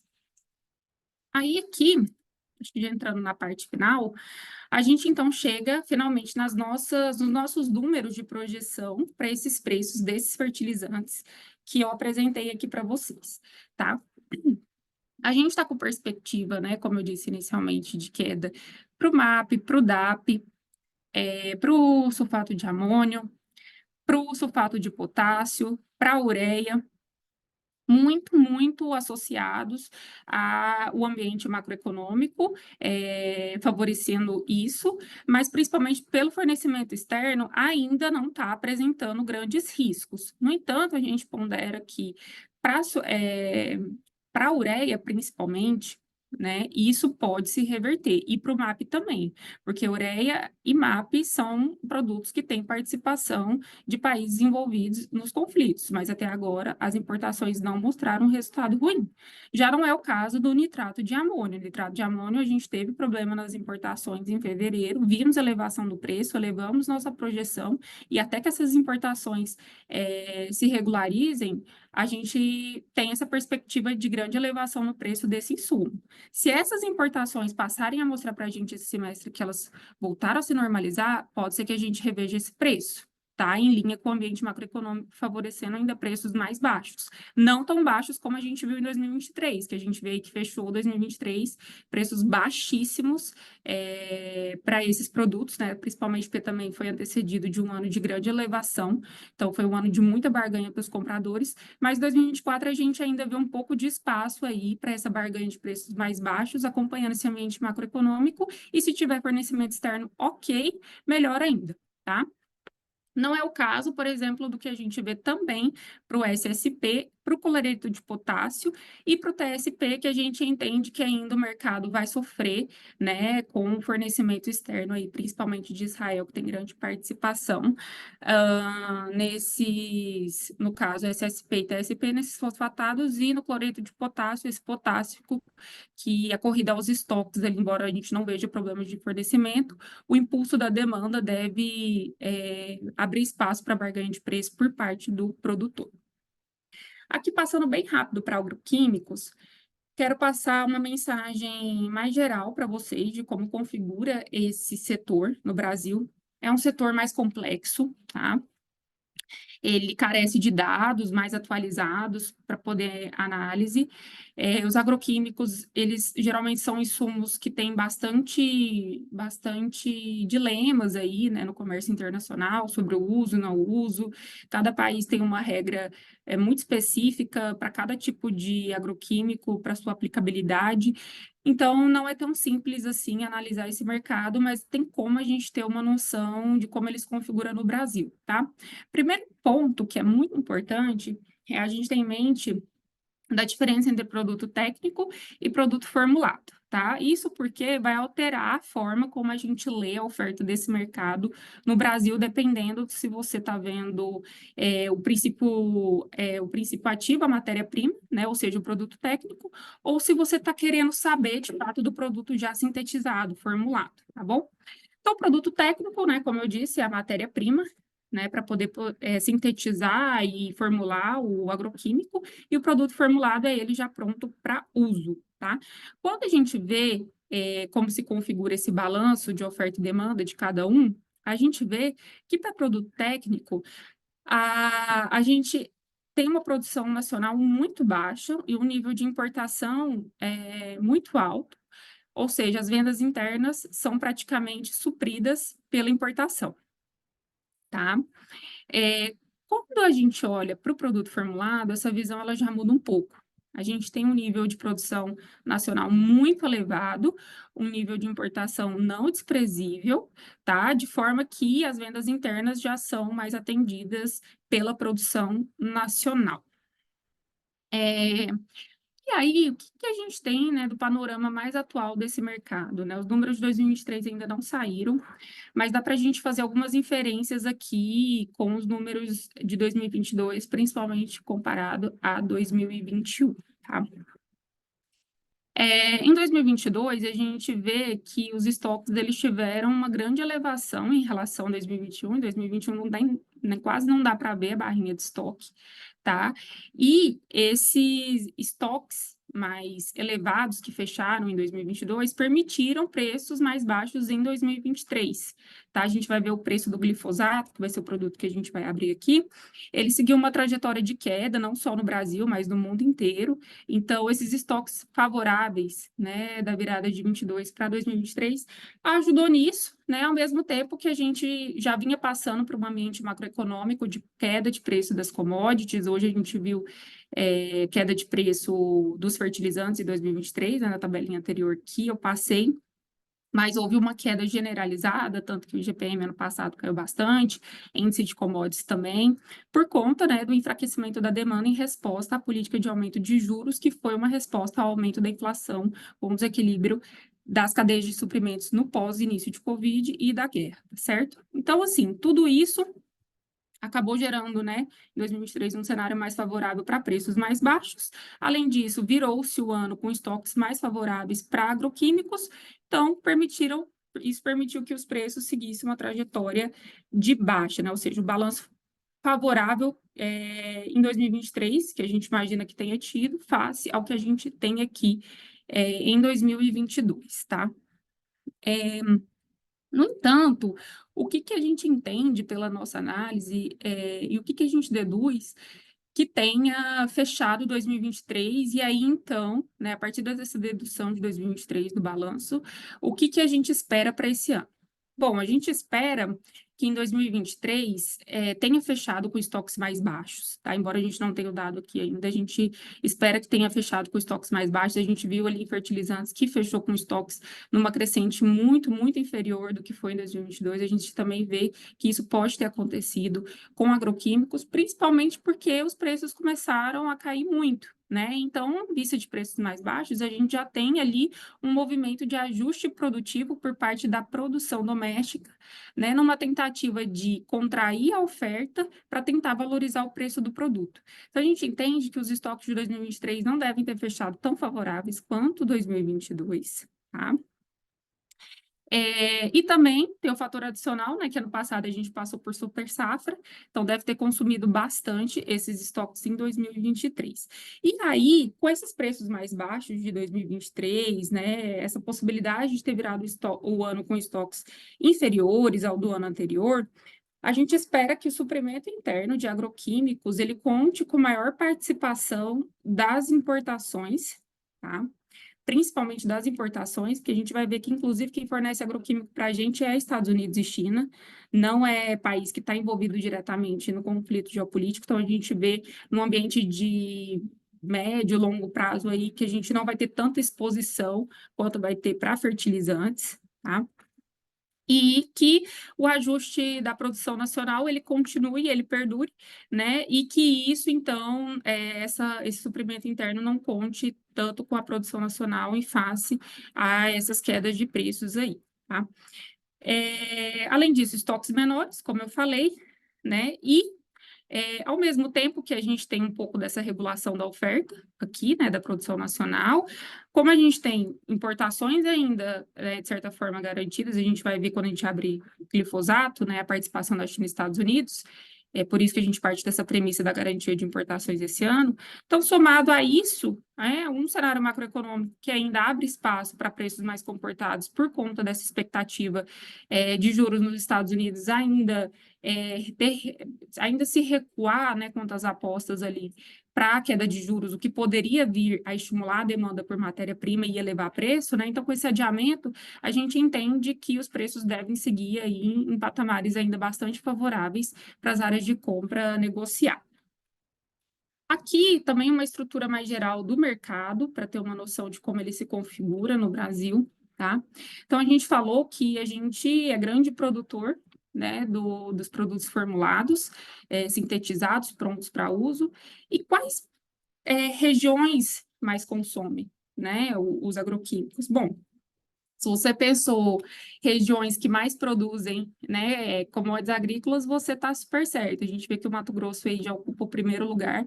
Mato Grosso é o principal produtor de milho e soja, né, das commodities agrícolas, o que a gente mais exporta em quantidade disparado, soja principalmente, então é o maior consumidor. E aí se segue para os outros estados, tá com uma participação aí bastante significativa, principalmente de São Paulo, Paraná também que produz bastante, Goiás, Rio Grande do Sul, Minas, maior produtor produtor de café e assim por diante, tá certo? Então, lá é onde mais consome, tem a maior demanda por esses produtos. Quando a gente vê, né, os agroquímicos por classe, o que é fungicida e inseticida, a gente vê que a maioria do que é consumido é herbicida. E se a gente olha isso por produto, a gente vê, por fim, então, que o glifosato, ele se destaca nessas vendas de produtos formulados, de produto técnico também, tá? Que é a matéria-prima, mas aqui a gente tem essa visão para produto formulado. É o que a gente mais consome e é o que a gente vai dar destaque aqui para poder finalizar a nossa apresentação, apresentando aqui um pouco da configuração do fornecimento do glifosato para o Brasil, como que está as importações atualmente, já que a gente depende, de certa forma, né, da importação de glifosato para atender a demanda interna, e aí, então, falar do seu preço. Quando a gente olha o balanço do glifosato aqui, a gente fez análise, né, para os agroquímicos em geral. Analisou ali estoque, produção, importação.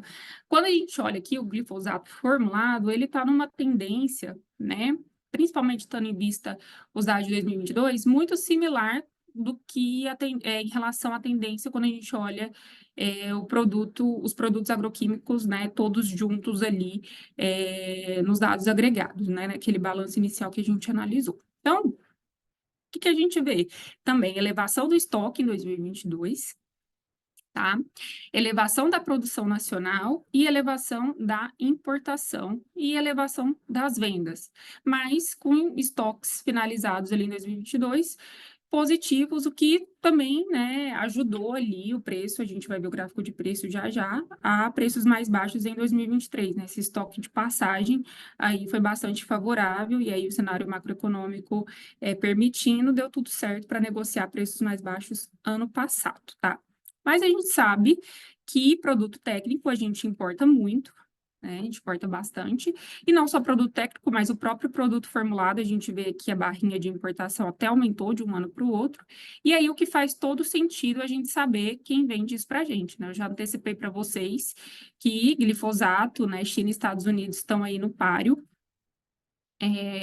Para fornecer esse produto para a gente, né? O que é, por um lado, bom, porque não são países diretamente envolvidos em conflitos, a gente não vê ruptura desse fornecimento quando a gente vê o year to date aqui das importações, mas, ao mesmo tempo, são dois fornecedores praticamente para o Brasil, tá? Então, a concentração de mercado altíssima e que pode ser ruim para negociar preço, assim, estruturalmente falando, tá certo? Mas, por um lado, né, a gente sabe que é bom, porque são países aí que não estão expostos em conflitos.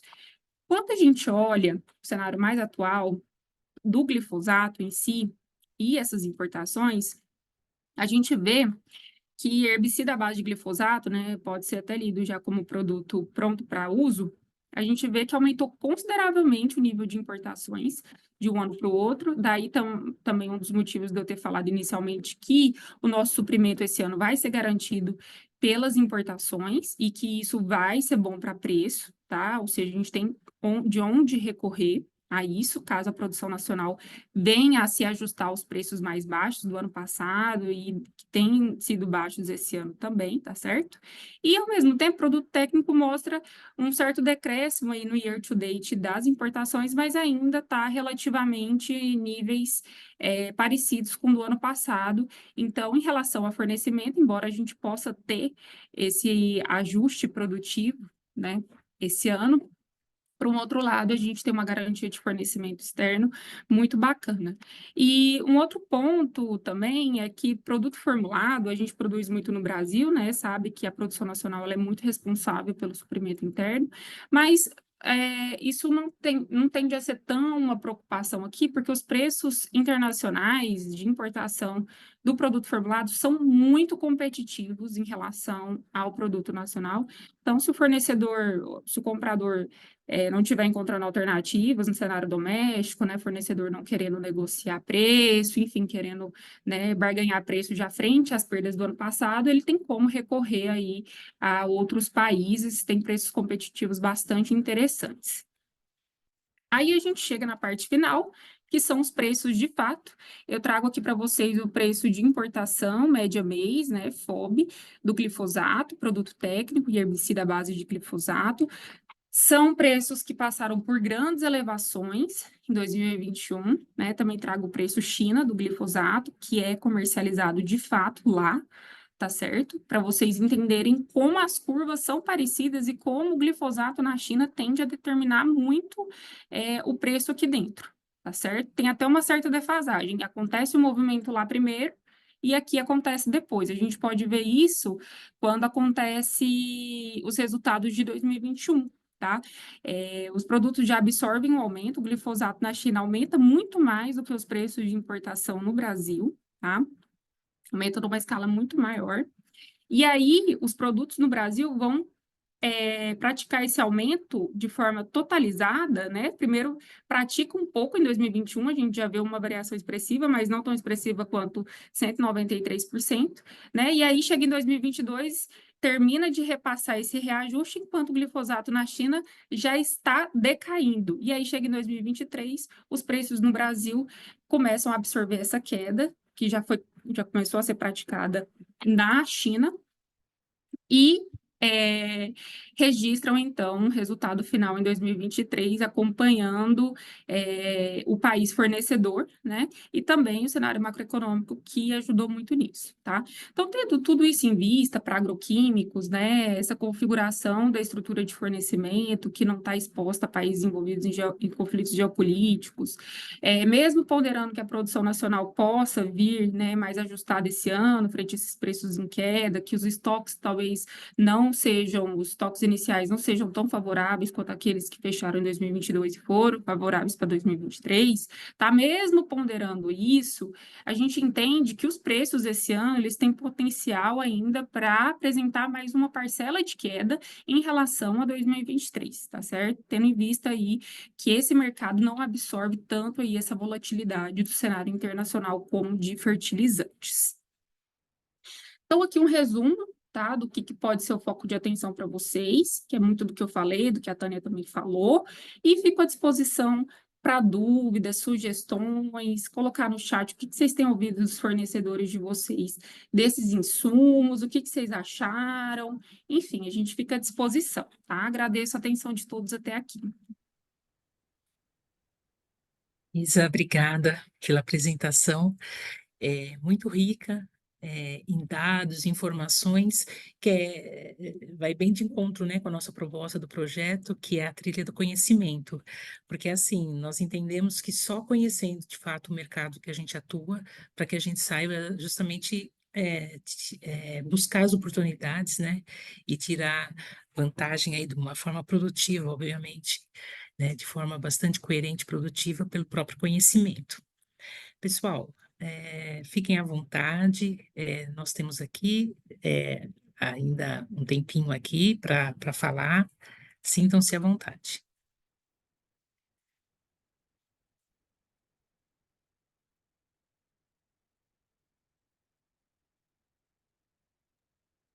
Pessoal, tanto o chatzinho como quem quiser abrir o microfone, tá? Também falar, fiquem à Exato, vontade. é verdade.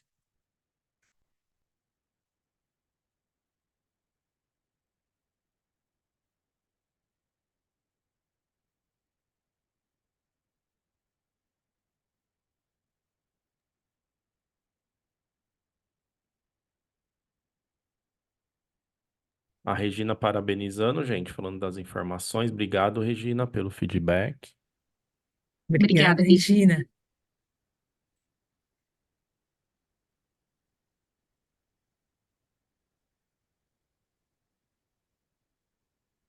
Pessoal, só reforçando também, né, para os clientes cost drivers, que essas informações, óbvio, né, que a Isa estruturou, né, especialmente para nós aqui, mas mensalmente todos esses dados ou essas análises, né, feitas aqui pela Isa, elas estão sempre disponibilizadas no nosso relatório mensal, que fica disponibilizado lá na nossa plataforma. Então, ela sempre traz com bastante detalhamento também as premissas da qual norteia esse mercado, né? Então, e na medida em que vocês precisem também, nós podemos fazer reuniões, né? mostrando nossa plataforma versus essa análise, né, de perspectivas, de projeções também. Então, assim, esse material, ele é um compilado de tudo que a gente já está fazendo aqui no dia a dia, né? No caso, a ISA com a parte de fertilizantes. Eu vou aproveitar, Tânia, e pedir para o pessoal também, gente, eu estou mandando aqui no chatzinho agora a pesquisa de satisfação, tá? Que vai ser um link que eu vou mandar para vocês Uhum. acessarem, avaliarem também o conteúdo, que é este link aqui que eu passei, acabei de passar agora no chatzinho para todos. Excelente, Rui. Boa. Para nós é super importante, tá, pessoal? Porque não só para essa apresentação da ISA, mas como eu disse, até o final do ano nós já temos uma agenda com os segmentos que nós vamos cobrir. Então, essa pesquisa para nós é extremamente importante para a gente melhorar esse conteúdo. E até mesmo a forma de apresentação.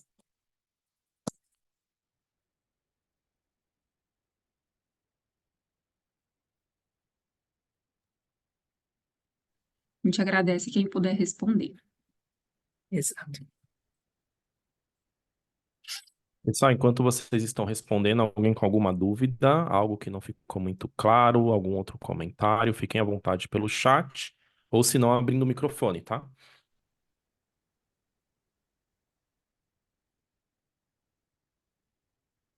Isa, até para aquecer um pouquinho aqui, ah, sim, de uma forma bastante geral, né? Se nós pudermos unir aí esse cenário macro que a gente está vivendo hoje, com a grande parte do que você compartilhou aqui, o que que é, se a gente pudesse falar em poucas palavras, assim, o que mais você aconselharia para que seja monitorado, assim, mais de perto, né? Que tenha um maior impacto aí para as nossas áreas de compras. Com certeza é juros nos Estados Unidos, Tânia. Como você disse, até como recomendação macro, né? É uma coisa que já está alterando muito o mercado, juros nos Estados Unidos. A gente estava com uma expectativa para esse ano, uma expectativa que o próprio Banco Central dos Estados Unidos sinalizou para a gente que iria descer juros esse ano. A gente estava esperando uma maior, uma reação do mercado mais em linha com isso, mas está adiando aí. é, o corte de juros, e isso tem mexido também com a cotação aí dos preços das commodities e tal, que para o comprador é bom por um lado, né, porque tem muita commodity que acaba descendo de preço por conta disso, mas por outro está gerando muita volatilidade na taxa de câmbio. E não tem como, né, falar de macroeconomia sem falar dos atuais conflitos geopolíticos que alterou totalmente o preço do Brent, né, apesar de que tem as condições ali do próprio setor. E também alterou muitas rotas de comércio, né? Os fretes marítimos ali, eles tiveram uma certa mudança também em relação a preço, com esses conflitos geopolíticos. Então, assim, isso tudo acaba se transmitindo diretamente para fertilizantes, porque a gente é muito dependente de importação, né? Como a gente viu ali as curvas se alargando ao longo do tempo, da produção nacional estagnando e importação subindo. A gente é dependente disso e fica muito exposto a essa volatilidade atual mesmo da geopolítica e da decisão de juros nos Estados Unidos, que afeta a taxa de câmbio. Exato, exato. A Oh, gente está com uma pergunta aqui da Regina. Gente, desculpa interromper. Existem benefícios Imagina. fiscais para importação dos fertilizantes? ótima pergunta, Regina. Eu sempre comento isso nas minhas apresentações, tá? Sobre fertilizantes. E sim, existem sim bastante benefício fiscal para comercialização de fertilizantes importado, tá? A gente tem, eu posso detalhar para você esses quais que são, né? ICMS, enfim. Com essa mudança, né, estrutural da oferta, ou seja, a produção se estagnando e as importações ganhando cada vez maior relevância para atender a demanda agrícola, o governo teve que tomar medidas para poder facilitar a comercialização desses produtos. Então, existem sim, tá? Benefícios fiscais. Dicas para se proteger da volatilidade relacionada ao impacto dos fertilizantes nas commodities agrícolas. Olha, muito, muito, muito boa essa pergunta, Antônio. É muito importante, né? No caso, seria para você se proteger enquanto comprador de commodity agrícola, né, desse impacto. Olha, eu acho que, assim, aproveitar período de colheita, tá? Período de colheita da soja é no primeiro semestre, período de colheita do milho segunda safra, que é a maior safra que a gente tem é mais no meio do ano, trigo também, tá? Mas algodão tem uma grande, né, parcela ali também no primeiro semestre. E o primeiro semestre é um melhor em geral, assim, para aproveitar preços mais baixos em geral de commodities agrícolas. E também é o período que menos se importa fertilizantes. A gente viu ali na série de importação e de entregas ao mercado que esses picos ocorrem no segundo semestre. Então, em geral, o primeiro semestre é ótimo para você se proteger e negociar preços vigentes nesse período, porque é período de colheita e é período que a gente tem menor demanda ali por fertilizantes, tá certo? Sim.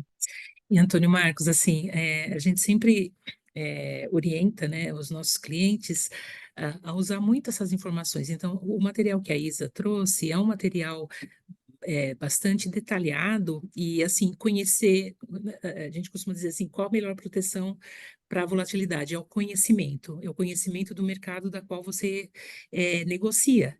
E esse material da Isa, como vai estar disponível para vocês, é um Isso. bom, se você ainda não tem, né, obviamente, claro, se não tiver isso mapeado, já é um bom ponto de partida para mapear e passar a acompanhar, atualizar, e vai ser já um norte importantíssimo para você. Como disse ela, né, é saber o momento certo de negociar, que com certeza isso você vai reduzir também essa volatilidade de mercado que foge ao nosso controle, né?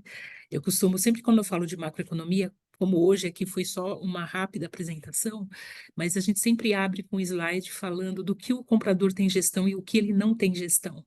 O que ele tem gestão é tudo aquilo que está nas mãos dele ali, relação com fornecedores, qualidade do produto, mas o que ele não tem gestão? As questões macroeconômicas e questões de macroambiente, dependendo do setor que ele acompanha. E nesse caso, ele não tem gestão, mas ele tem como acompanhar e se prevenir, é o conhecimento. Então, essa é uma dica boa também para você se proteger desses momentos. Vai? Obrigado, Tânia. Boa noite, Mas, obrigado, Isadora. Obrigado, Rui, tudo Imagina. bem? oi, Antônio Depois, Marcos. eu cheguei um pouquinho depois, né, no finalzinho, esse material vocês vão compartilhar com a gente? Vamos sim, Tá bom, sim, legal. vai sim. Obrigado. Mas, Agradece. Prazer vê-lo aí, Antônio. Pessoal, mais alguma dúvida, mais alguma pergunta? Aproveita agora, porque agora é a hora. É.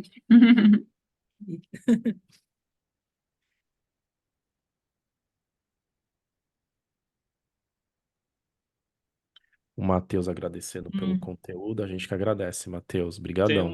uma pergunta relacionada aos juros, né? Você comentou dos juros nos Estados Unidos e a questão da baixa no preço das commodities fora, né? Para quem faz hedge na bolsa dos Estados Unidos, é uma oportunidade ou não? quando a gente pensa em juros norte-americanos, no patamar que Sim, está, ele fica muito mais atrativo para investimento em títulos do governo, né? Porque, como eu disse, como é um risco praticamente zero. Então, há uma demanda muito mais forte para títulos. Então, você tende a ter um preço mais baixo para as commodities. Então, assim, talvez seja, assim, um momento bom para se redear, já que o mercado está apontando para uma possível alta daqui para frente. Então, assim, quando a gente fala em economia, a gente fala de probabilidades. Então, assim, nós estamos num momento onde a probabilidade dessa retomada gradual da economia e esses juros também, mesmo nós ainda não consegui, não, te, não, estam, não conseguirmos prever qual momento que ele vai começar a cair, mas com certeza subir mais do que isso, quer dizer, existe até uma possibilidade, a gente nunca pode descartar nada, mas a probabilidade é muito mais dele ficar e cair do que subir ainda mais.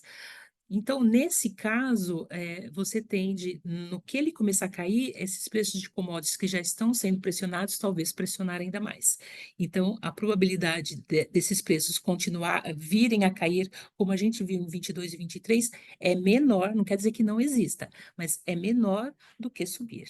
Então, está com uma tendência muito mais de subir preços do que de cair. Então, dependendo do que você está negociando, muitas vezes vale a pena um hedge, sim, para se proteger do futuro.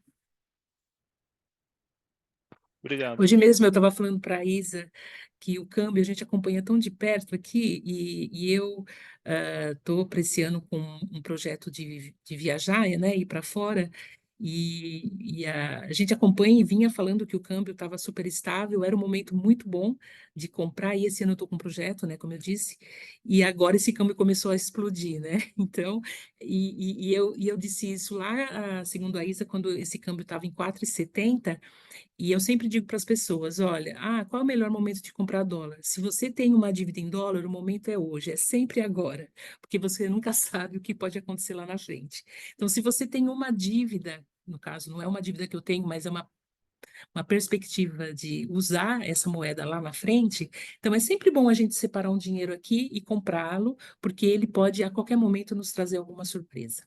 Tá? Então, é mais ou menos isso que está acontecendo com as commodities também. Gente, eu vou aproveitar a mensagem do Matheus, que ele falou que está ansioso para o próximo. Eu vou colocar aqui um link com a agenda dos próximos eventos, tá? Vocês clicando no link, a gente vai ter evento nessa agenda nós temos até o mês 7. Então fiquem à vontade para acessar o link, tá? E caso alguém tenha mais alguma dúvida, pode mandar no chat ou se não abrir o microfone para perguntar. Fiquem à vontade.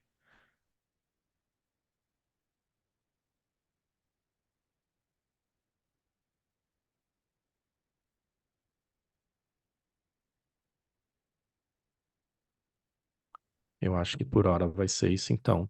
Acho que sim. Isa, Tânia, muitíssimo obrigado. A gente tá aqui, a gente até ficou um pouquinho mais tarde, que a gente gosta tanto, né, de falar Sim. sobre. Mas obrigado pelo tempo de vocês. Antônio, legal você ter aparecido, visto você aí, muito bom. Sim. Gente, eu deixei o link Igualmente. então com os próximos, tá? Para vocês se inscreverem, ficarem à vontade. Como foi falado anteriormente, essa gravação vai ser enviada por e-mail para vocês, tá? Caso alguém tenha perdido alguma parte, teve algumas pessoas que tiveram que sair mais cedo, que me passaram mensagem aqui tendo que sair, mas a gente vai ter essa gravação aí divulgada direitinho para vocês, tá?